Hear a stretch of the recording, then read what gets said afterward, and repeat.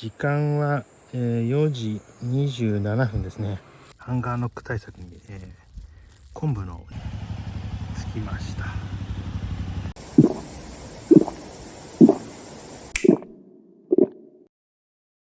というわけで、今日はね奥多摩のね方に、来てるんですけども、厳密に言うとね篠原村というの南秋川という渓谷に今来てるんですけれども、今日はね山に登ってから温泉に入るというお話ししていきたいなと思います。今回のプランは駅からスタートして最後温泉に入ってで帰るっていう、奥多摩のエリアはね東京都が関連している日帰りの温泉施設がいくつかあって、つるつる温泉であったりとか鹿妻温泉で、山梨県なんですけど飲み越湯とかで、そういったものがねあったりして、今回はね結構奥まった場所にある鹿妻の湯というね、実は今私がいるところからちょうどカメラが向かってね反対側まっすぐ行くね、入力料ね960円なんですが、奥多摩駅から山登って行ってみようという感じでございます。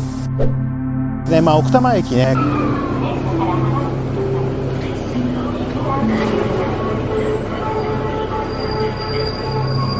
たくさん人がいますね。奥多摩ね狩猟って言いますか、主な主脈っていうんですね、重走路っていうところ、そこを行ってさらにそこからね月読かな、月読山っていうところと、今度は車道を歩いて最後浅間尾根といったところを通って、最終的に鹿妻温泉といったところに行くといったところでございます。でこの鹿妻温泉についてもねしっかりとご紹介していきたいなと思うんですけども、湯船とかもちろん撮影できないので、そこはねいろいろ感想とかを話していけたらなと思っているところでございます。非常にね結構綺麗ね東京都内なので、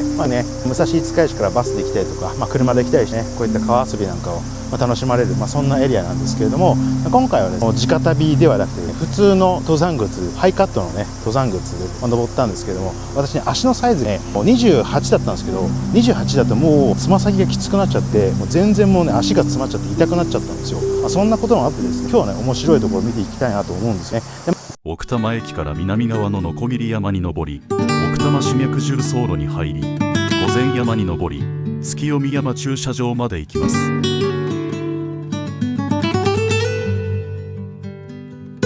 そこから車道に入り、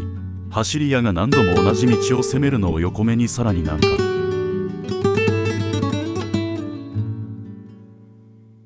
浅間尾根駐車場から浅間尾根重走路に入り、途中から鹿妻方面に下山します。奥多摩駅から多摩川を渡ってすぐの登山口から鋸山を目指します。この山なんですけれども、奥多摩鋸山っていうところを登っていくんですけれども、鋸山登って、奥多摩駅からねすぐ登っていける尾根なんですけども、これそこそこの登りです。行って林業の方が杉の木を伐採していました。最近は国内の木材がむしろ安くなってきたとも聞くので、奥多摩の木も利用されているのかなと思いました。鋸山から先は奥多摩主脈重走路を西に進みます。あとはね鋸山から西の方に縦走していくという感じでございます。いやー、林道とトイレがありますね。木の香りが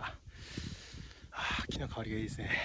主脈重走路はアップダウンがあります。個人的には結構きつく感じました。御前山かな、御前山っていう読むのかな、1400メーターぐらいの、丹沢でいうとなんでしょうね、蛭ヶ岳とかそれぐらいの標高ですね。割とあのエリアで一つメジャーな山なのかもしれない。ここ御前山から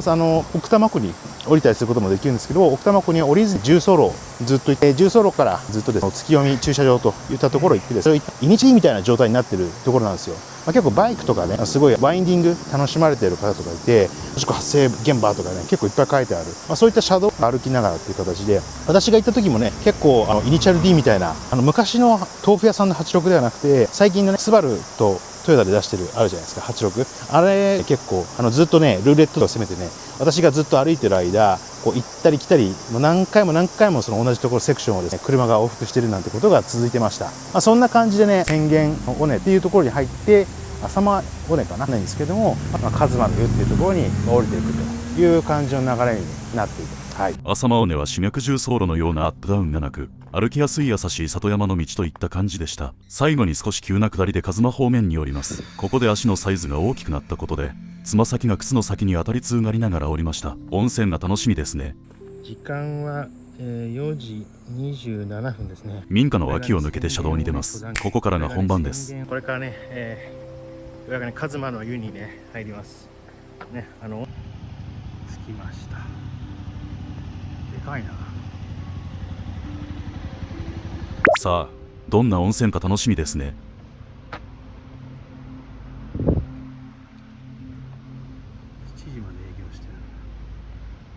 玄関で靴箱に100円が必要です。料金とシステムは近隣の落とせ、つるつる温泉などと同じですね。湯船の設計も落とせ、つるつる温泉と似ていて、サウナもあります。湯船が小さめなとこまで同じ。混雑時は結構大変そう。泉質はアルカリでこれもツルツルなどと同じですが、アルカリ度合いはマイルドめに感じました。男湯と女湯の間に小さな椅子一つの休憩スペースがあり、シュールでした。温泉の選挙で1位に選ばれたそうです。食堂もありますが、個人的にそこまで惹かれるラインナップかは微妙でした。食堂は開放感と景色が良く、気を使った内装もとも居心地が良さそうでした。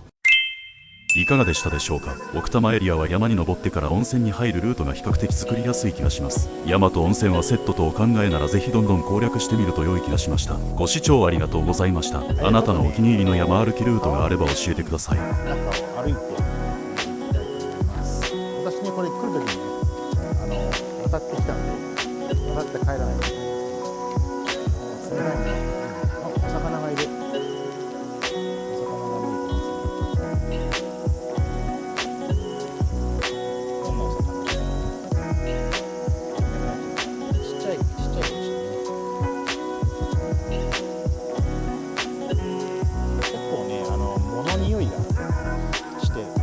結構ね、下流っていうか、そんなにすごい上流ではないので、